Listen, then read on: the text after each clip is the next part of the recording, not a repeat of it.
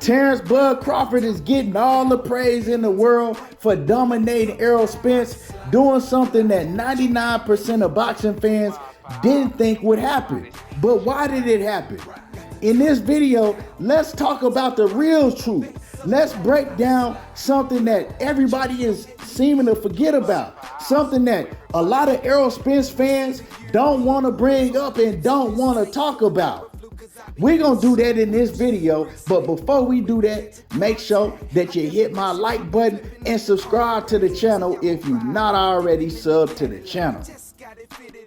Now, the fight that people were waiting for 5 or 6 years, it's already gone, you know what I'm saying? And we know what Terence Bud Crawford did. And Bud is getting all the praise in the world. I've gave him his props on several different occasions, but people treating Bud like he's the best thing we've seen in boxing since Floyd Mayweather, or some saying since Roy Jones Jr. All of a sudden, Terence Bud Crawford, he can't be touched. But should Bud be getting all the praise for what he did in the ring? Or should Bud be getting all the praise for what he did outside of the ring and what Errol Spence let him get away with? Let's talk about it. And like I said, I'm gonna keep it real. I don't give a damn what nobody say. I don't give a damn about none of the people jumping in the comments talking about making excuses, because at the end of the day, I'm still gonna live how I'm living and you still gonna live how you living. So that don't affect me. But what I am gonna do is I'm gonna talk about the things that ain't nobody talking about. Let's keep it 100. So Bud Crawford winning the Errol Spence fight in the fashion that he did, it all started in negotiations. Now, people seem to forget that Terence Bud Crawford, he had fought Shawn Porter in November of 2021. That's when he fought Shawn Porter. The Errol Spence fight was supposed to take place in November of 2022. So remember that. He fought Shawn Porter in November of 2021, and the Errol Spence fight was supposed to take place in November of 2022. Errol Spence had fought in April. So that meant that Errol Spence would have came in fighting Terence Crawford with just 7 months off, and Bud Crawford would have been the one coming in on a year layoff. Not a year and a half like Errol Spence ended up coming in to fight Terence Crawford, but a year layoff. Now, Terence Bud Crawford has made up so many different reasons why he didn't fight Errol Spence in November, but it's only one real reason why he didn't fight Errol Spence in November, because he said it out of his own mouth. Now, everybody trying to make it seem like it was because negotiations didn't go right and he wanted transparency and the money wasn't right and all of that. But that's not the reason. It's definitely wasn't money, because he knows, just like everybody else knows, that he wasn't gonna make more money fighting anybody else. He wasn't gonna make the amount of money that he was gonna make fighting Errol Spence. It wasn't nobody else for him to fight at the time. Nobody in the welterweight division for him to fight at the time. So his biggest money fight was Errol Spence. That remained now and that remained then if they had a fought in November. Remember, Bud Crawford said, I let them know that I didn't want to fight in 2023. I didn't want to be out of the ring that long. I wanted to fight in 2022. And when they said, okay, well, we was trying to make the fight in November, everybody knows the official date was supposed to be in November, mid-November. He continued to stall out, right? He stalled out. They gave him the paperwork to sign, and he disappeared. And when he disappeared, he came back up and he announced the fight with David I've been sneezing. And he says, well, the reason I did that is because I told them that I wanted the fight to happen in 2022, and they was giving me an early January date of 2023, and I didn't want to be out of the ring that long. Now, when talking to Errol Spence and Steven Espinoza, they both said that the reason that it was going to be in early 2023 because they gave Bud Crawford a contract to sign and he didn't get back with them in time. So it was lingering on and lingering on. That way, they didn't have enough time to promote the fight, so they was gonna have to push it out to early 2023. And Bud, he came back and said that he didn't want to fight then, right? So it was actually Bud's fault that the fight wasn't gonna happen in 2022. It was Bud's fault that the fight was gonna get pushed out to 2023 because he was stalling in the negotiations. So Bud's initial reason for not fighting Errol Spence after he's the one that stalled in negotiations is because he wanted to fight in 2022. That's what it was. He said this out of his own mouth. And y'all know what else he said. Remember, Bud said that he had agreed to everything in negotiations. I agreed to everything they asked for. I didn't have a problem with it. I agreed to everything. I just want to fight. Well, if he agreed to everything already, he didn't have a problem with what was in negotiations, he agreed to everything, how all of a sudden did the problem turn into he didn't agree to certain things in negotiations? He wanted transparency and he wanted certain things that he didn't agree to in negotiations. You see where we're going here?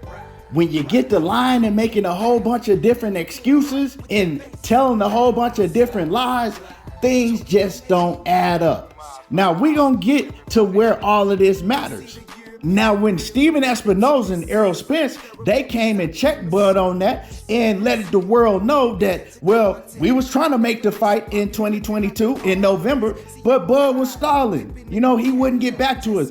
And then that's when Bud came with the excuse, well, I wanted transparency, I wanted this and I wanted that, and I didn't get this and I didn't get that. That's when he came with that. But his initial reason was, well, I wanted to fight in 2022, and you know, they was telling me an early date of 2023. Bud even actually came on the Boxing Voice, and he was asked a question on the Boxing Voice.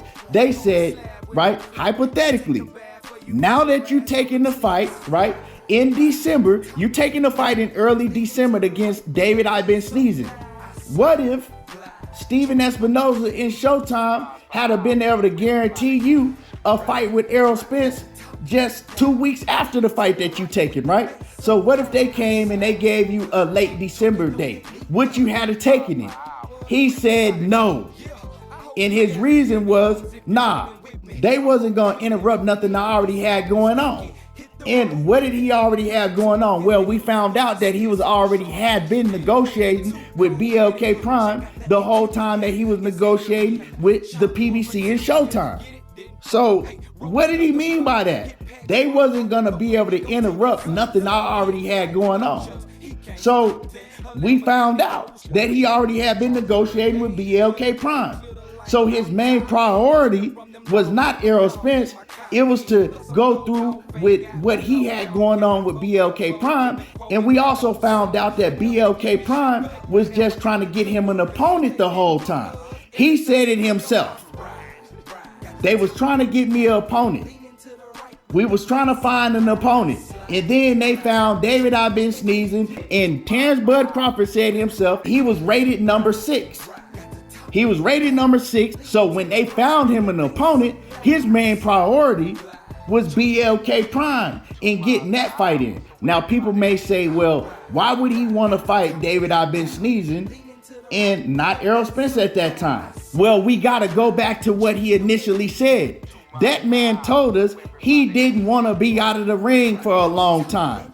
If he had fought Errol Spence in November, he would have been coming in against Errol Spence with Errol Spence only having a 7-month layoff, and he would have had a year layoff. And he did not want to fight Errol Spence with a year layoff. So Terence Bud Crawford, decided that he needed a tune-up. He wanted to fight in between. He didn't want to go and fight a high-level fight like Errol Spence with a whole year layoff. But see, nobody's talking about that. Everybody seemed to forget that Terence Bud Crawford, he said that he wanted to fight in between. He not only told us that, right? Because if you listen to what he was saying, he wanted to fight in between. And he made sure that he wasn't going to take an Errol Spence fight until he got to fight in between. Now, once Terence Bud Crawford got to fight in between. He already had knocked all the rust off, if he was gonna have any rust. And then he said, you know what?